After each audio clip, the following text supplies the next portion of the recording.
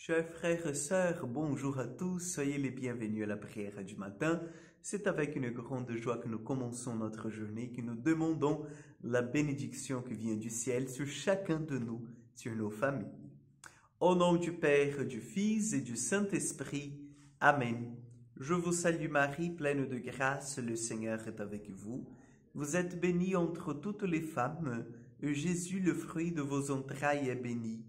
Sainte Marie, Mère de Dieu, priez pour nous pauvres pécheurs, maintenant et à l'heure de notre mort. Amen. Notre-Dame du Mont Carmel, priez pour nous. Nous allons aujourd'hui, chers frères et sœurs, prendre l'évangile de Jean, chapitre 8, versets 31 au 42.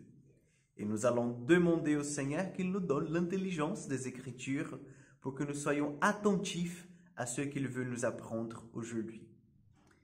En ce temps-là, Jésus disait à ceux de Juifs qui croyaient en lui, « Si vous demeurez fidèles à ma parole, vous êtes vraiment mes disciples. Alors vous connaîtrez la vérité, et la vérité vous rendra libre. » Ils lui répliquèrent, « Nous sommes la descendance d'Abraham, et nous n'avons jamais été les esclaves de personne. Comment peux-tu dire, vous deviendrez libres? » Jésus leur répondit, « Amen, amen, je vous le dis, qui commet le péché est esclave du péché. L'esclave ne demeure pas pour toujours dans la maison, le Fils, lui, y demeure pour toujours. Si donc le Fils vous rend libre, réellement, vous serez libre. Je sais bien que vous êtes la descendance d'Abraham, et pourtant vous cherchez à me tuer, parce que ma parole ne trouve pas sa place en vous. Je dis ce que moi, j'ai vu auprès de mon Père, et vous aussi, vous faites ce que vous avez entendu, chef, de chez votre Père. Ils lui répliquèrent, « Notre Père, c'est Abraham. » Jésus leur dit, si vous étiez des enfants d'Abraham, vous feriez les œuvres d'Abraham. Mais maintenant vous cherchez à me tuer, moi, un homme qui vous ai dit la vérité, que j'ai entendu de Dieu. Cela, Abraham ne l'a pas fait. Vous faites les œuvres de votre Père. Ils lui dirent, nous ne sommes pas nés de la prostitution, nous n'avons qu'un seul Père, c'est Dieu. Jésus leur dit, si Dieu était votre Père, vous m'aimeriez, car moi, c'est de Dieu que je suis sorti et que je viens. Je ne suis pas venu de moi-même, c'est lui qui m'a envoyé. Acclamons la parole de Dieu. C'est le Père qui m'a envoyé.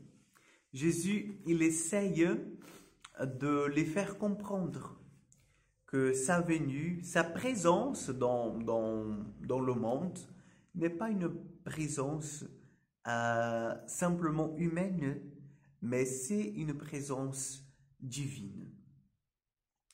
En fait, le peuple a du mal à croire dans un Messie humain parce qu'ils attendaient ce libérateur d'Israël qui allait venir avec une force, une puissance. Et Jésus vient d'une façon pauvre. Jésus vient d'une façon, je dirais, simple, sans bruit. Et ça les dérange. Ça les dérange parce que, à la limite, si en fait on a un roi puissant, un descendant de David qui vient avec force et pouvoir, couvert d'or et d'argent, n'est-ce pas, avec une puissance militaire, une armée qui puisse en fait être à sa disposition pour combattre au moment que le peuple d'Israël avait besoin. Mais Jésus n'avait personne. C'est-à-dire, il avait 12 hommes qui étaient à côté de lui, et puis quelques femmes. Et puis, où il allait, il avait une petite foule, mais voilà, donc pas en fait une armée consistante. Vous comprenez cela?